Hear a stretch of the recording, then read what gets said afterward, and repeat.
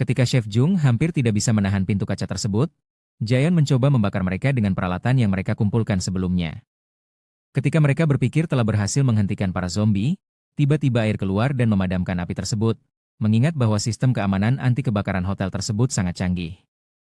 Para zombie lantas kembali menyerang Jaeon dan kelompoknya. Namun kali ini mereka berhasil menghindari kejaran dari para zombie.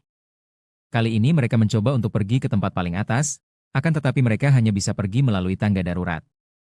Di sisi lain, Yongjo dan Jinwook pergi ke kantor polisi. Di sana mereka akhirnya bertemu dengan Alex. Jinwook yang sebelumnya bertujuan pergi ke kantor polisi untuk meminta bantuan merasa aneh dengan semua kerumunan di kantor polisi. Alex kemudian mengatakan bahwa di dalam sana tidak ada satupun petugas di sana dan mereka hanya bisa menunggu. Namun Yongjo mengatakan bahwa ia akan pergi ke tempatnya Jaeon, tidak tega melihat Yongjo sendirian pergi ke sana. Alex dan Jinwook kemudian menemaninya. Ketika Jaeon dan kelompoknya sampai ke atas gedung, mereka sangat kelelahan, mengingat mereka menaikinya melalui tangga darurat. Akhirnya mereka bertemu dengan anggota pasukannya di sana. Ketika Sersan Jung memarahi Jaeon dan Inho karena melibatkan warga sipil, tiba-tiba para zombie berhasil membuka pintu dan pergi ke atas. Mendengar suara tersebut, Inho langsung memberitahu rekannya untuk menutup pintu tersebut. Walaupun mereka berhasil, mereka tampak sangat gelisah. Di tengah ketakutan mereka, tiba-tiba Chef Jung jatuh pingsan. Ketika mereka mencoba memeriksa keadaannya, tiba-tiba Chef Jung bangun dengan kondisi tubuh YG menyerupai zombie. Ternyata ketika Chef Jung menahan pintu kaca, kaki Chef Jung telah digigit oleh zombie yang kini membuatnya berubah menjadi zombie. Zombie Chef Jung kemudian mencoba untuk menyerang sekretaris Sojong, namun berhasil ditahan. Mereka kemudian mencoba menembakinya, namun tidak berhasil. Salah satu anggota mereka mencoba untuk menahannya, namun karena tubuh Chef Jung yang besar justru ia yang diangkat, alhasil zombie Chef Jung menggigit anggota tersebut. Melihat hal tersebut, Inho kemudian menyerangnya dengan menusuknya, walaupun dengan rasa takut Inho kemudian menusuk kepala dari zombie Chef Jung. Akan tetapi Sersan Jung malah ingin menembaki Inho. Ia mengatakan bahwa Inho telah menyerang dan membunuh warga sipil. Namun Jaeon mengatakan bahwa kini semua orang telah berubah menjadi zombie termasuk yang dialami oleh Chef Jung. Di sini dijelaskan bahwa Sersan Jung masih tidak percaya bahwa semua orang telah berubah menjadi zombie. Kemudian, mereka mencoba untuk menolong anggota mereka yang sebelumnya digigit oleh Chef Jung. Akan tetapi mereka tidak berhasil. Jaeon dan Inho kemudian disuruh untuk menghadap Sersan Jung dan komandan mereka. Di sana ketua mereka ingin Jaeon dan Inho menjelaskan apa yang terjadi. Jaeon mengatakan bahwa kini situasi darurat yang terjadi. Jaeon kemudian meminta handphone semuanya diberikan agar mereka semua bisa menghubungi dan menanyakan keadaan keluarga mereka. Ketika Jaeon melihat ponselnya, ia terkejut bahwa Yongjo telah mengirim banyak pesan dan melihat pesan bahwa Yongjo ingin pergi ke sana untuk menemuinya. Di sisi lain Yongjo, Jinwook, Alex masih terus berlari menghindari kejaran dari para zombie. Mereka akhirnya berhasil bersembunyi di sebuah bar. Ketika di sana, Alex kemudian mencoba untuk mencari makanan di dalam bar tersebut. Ketika melihat-lihat, Yongjo tiba-tiba menemukan sebuah kaset. Ia mengatakan bahwa kaset tersebut adalah lagu favorit dari Jaeon. Karena rasa rindu yang besar, Yongjo mengingat kenangan ketika Jaeon mendengarkan lagu tersebut dan mereka kemudian bernyanyi bersama. Yongjo kemudian menyimpan kaset tersebut jika suatu saat ia bertemu kembali dengan Jaeon, ia bisa memberikannya. Di sisi lain, Jaeon dan kelompoknya kemudian mencoba menelpon keluarga mereka masing-masing untuk menanyakan apakah mereka baik-baik saja, karena mengingat semua orang telah berubah menjadi zombie. Jaeon yang tanpa henti mencoba menghubungi Yongjo akan tetapi karena sinyal Yongjo yang sering hilang, ia tidak bisa menghubunginya. Jaeon merasa sangat gelisah dan ia kemudian mengirim pesan kepada Yongjo bahwa ia baik-baik saja dan menyuruh Yongjo untuk tidak pergi menemuinya bahwa ia yang akan ke tempat Yongjo berada. Di tempat lain, ketika Yongjo, Jinwook, Alex sedang makan, Alex bertanya kenapa ia ingin menemui Jaeon. Yongjo kemudian melihat foto Jaeon dan mengatakan bahwa hubungan mereka sedang tidak baik, dan ia ingin meminta maaf kepada Jaeon. Ketika Yongjo melihat ponselnya, ia melihat semua pesan dari Jaeon yang mengatakan ia baik-baik saja dan akan menemuinya. Yongjo mencoba menghubunginya kembali namun tidak berhasil karena sinyal yang terganggu. Merasa frustasi, Yongjo mencoba pergi dari bar untuk pergi ke tempat Jaeon. Alex kemudian mengatakan bahwa akan menemaninya, akan tetapi Jinwook sempat ragu untuk pergi namun Alex meyakinkan Jinwook untuk menemani Jaeon. Dengan peralatan yang seadanya mereka pun kemudian pergi mencari jalan, akan tetapi semua jalan hampir dipenuhi oleh zombie. Di sisi lain, di pangkalan militer mereka berkumpul untuk makan, namun karena persediaan yang terbatas mereka hanya bisa memakan makanan yang seadanya. Tiba-tiba saja lampu ruangan tersebut mati sejenak yang membuat mereka sedikit panik. Namun ketika mereka sedang menikmati makanan tiba-tiba terdengar suara dari pintu. Ketika semua panik, kapten mereka kemudian menendang pintu tersebut dan ternyata itu adalah anggota mereka yang telah digigit oleh Chef Jung. Salah satu anggota mereka mencoba mendekatinya, namun hal tersebut membuat ia digigit oleh zombie tersebut. Melihat hal tersebut rekan mereka langsung mencoba untuk menyelamatkannya dengan berbagai cara, termasuk Sersan Jung yang kemudian menembakkan senjatanya ke arah zombie tersebut. Kembali ke Yongjo, dan temannya yang masih mencari jalan tiba-tiba Yongjo terjatuh dan melihat tali sepatunya lepas. Ketika ia mencoba mengikatnya ia lantas teringat kenangan dengan Jaeon. Kita kemudian kembali ke beberapa tahun yang lalu, di mana Yongjo dan Jaeon masih belum mengenal satu sama lain. Ternyata di kampus mereka Yongjo satu-satunya mahasiswi teknik di sana, dan kebetulan karena kecantikan Yongjo semua pria di sana sangat menyukai Yongjo. Tanpa disadari Jaeon ternyata Yongjo telah memperhatikannya, dan ketika kelas telah usai Yongjo kemudian menghampiri Jaeon dan temannya. Ia mencoba mengajak Jaeon untuk membuat kelompok dengannya, namun Jaeon menolak karena ia telah satu kelompok dengan temannya. Ketika Jaeon dan temannya sedang makan, temannya bertanya mengapa ia menolak membuat kelompok bersama Yongjo, mengingat ia sangat cantik dan populer di kampus. Namun Jaeon mengatakan bahwa Yongjo tidak terlalu cantik, dan tidak menarik baginya. Tanpa disadari Jaeon ternyata percakapan mereka terdengar oleh Yongjo yang telah berada di sana. Tanpa ekspresi marah dan banyak bicara Yongjo kemudian pergi dari sana yang membuat Jaeon merasa bersalah. Keesokan harinya, ketika Jaeon datang untuk kerja paruh waktu, bos mereka mengenalkan seseorang yang akan membantu Jaeon untuk belajar di sana.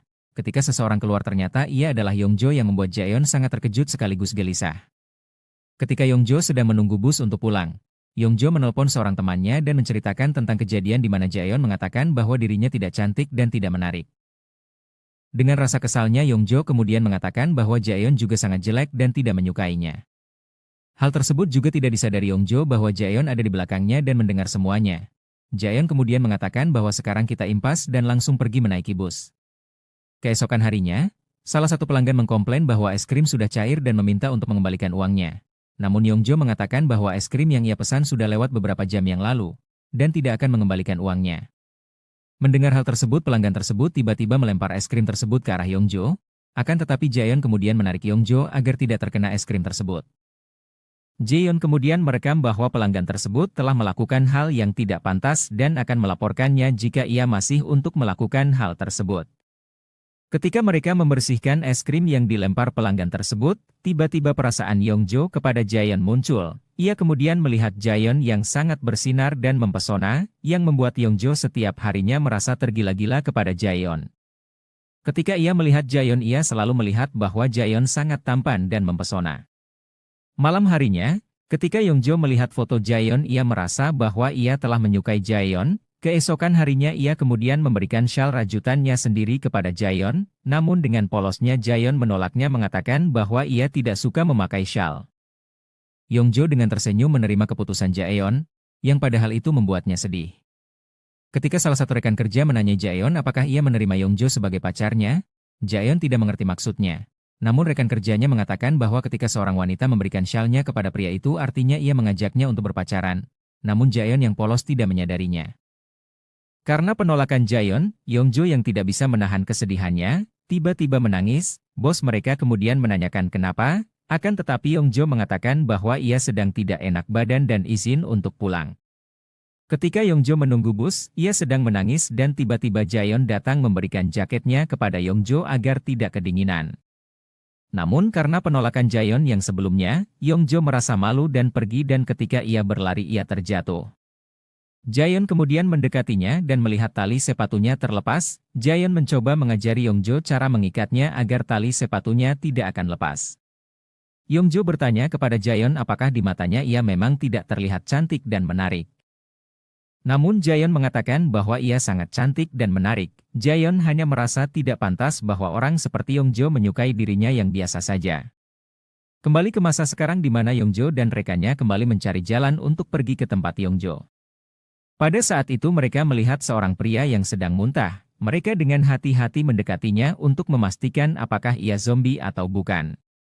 Ketika mereka tahu bahwa ia telah digigit, mereka mencoba untuk meninggalkannya, namun ponsel pria tersebut tiba-tiba berbunyi yang membuat para zombie mendekati asal suara tersebut. Dengan panik mereka mencoba untuk mematikan ponsel tersebut dan pergi dari sana. Mereka akhirnya bersembunyi di suatu tempat dan pria tersebut mengatakan bahwa ia bukan zombie dan ia muntah karena ia terlalu banyak minum dan membuat ia mabuk. Namun tiba-tiba salah satu zombie yang berada di sana kemudian menyerang mereka. Mereka semua berusaha menghindari zombie tersebut. Namun ketika pria mabuk di depannya, zombie tersebut hanya melewatinya dan mengejar Yongjo. Yongjo yang beruntung terpeleset, berhasil menghindari zombie dan membuat zombie tersebut terkena rak besi di sana. Menyadari ada hal yang aneh kenapa zombie tersebut menghindari pria mabuk itu, Alex kemudian mengatakan bahwa ada dua kemungkinan. Yang pertama, zombie tidak akan menyerang orang yang sedang mabuk karena suhu tubuhnya. Dan yang kedua, ia mengatakan bahwa seseorang yang mabuk kemudian digigit oleh zombie tidak akan berubah menjadi zombie. Mereka kemudian berencana besok pagi untuk pergi, namun sebelum itu mereka mencoba untuk minum agar membuat mereka mabuk. Di sisi lain, anggota mereka yang telah menjadi zombie mencoba untuk menyerangnya. Inho dengan sigap menghentikan pergerakannya agar salah satu rekannya dapat menembakkan senjatanya. Namun karena merasa zombie tersebut adalah rekannya, mereka semua tidak dapat membunuhnya, yang membuat sekretaris Sojo menembakinya. Sersan Jung kemudian merebut senjata tersebut dan mengatakan bahwa warga sipil tidak boleh memegang senjata. Ia kemudian menyuruh mereka untuk membersihkan dan kembali ke kamar mereka. Hal tersebut membuat komandan mereka semakin ketakutan. Keesokan paginya, ketika mereka berkumpul dan melihat berita bahwa pemerintah mengatakan bahwa semuanya harus selalu berada di rumah dan semua alat transportasi harus dihentikan, yang membuat mereka semakin pesimis. Tiba-tiba Inho menanyakan kepada sekretaris Sojong bagaimana ia bisa menembaki senjata tepat sasaran. Sojong mengatakan bahwa saat sekolah ia adalah atlet menembak dan masuk dalam tim cadangan nasional. Saat mereka semua kagum mendengar hal tersebut, tiba-tiba terdengar suara letusan senjata dari luar. Mereka kemudian berkumpul dan memeriksa apa yang terjadi. Ketika Sersan Jung memasuki ruangan komandan, ia terkejut bahwa komandan mereka menembaki kepalanya sendiri, mengingat bahwa komandan mereka sangat frustasi dengan keadaan yang dialaminya. Di sisi lain, karena banyak minum mereka akhirnya mabuk. Namun Yongjo yang tidak kuat minum sangat terlihat bahwa ia sangat mabuk. Dengan rencana mereka untuk pergi dalam keadaan mabuk, namun mereka tetap hati-hati melihat semua zombie sedang berkumpul. Ketika Jinwook dan Yongjo sedang terdesak, ia menyuruh pria tersebut untuk mengalihkan perhatian zombie dengan membunyikan klakson mobil, dan benar saja semua zombie kemudian berkumpul mendengar asal suara tersebut. Karena terkejut melihat komandan mereka bunuh diri, Sersan Jung mencoba untuk melakukan hal yang sama, namun belum sempat ia melakukannya, Inho dan rekannya datang dan mengatakan bahwa pasokan air mereka terputus. Ia kemudian mendapat telepon bahwa salah satu helikopter akan pergi ke sana dan mengirim bantuan dan pasokan untuk mereka. Mendengar hal tersebut, Sersan Jung merasa bahwa ada harapan untuk selamat dari wabah zombie yang menyerang.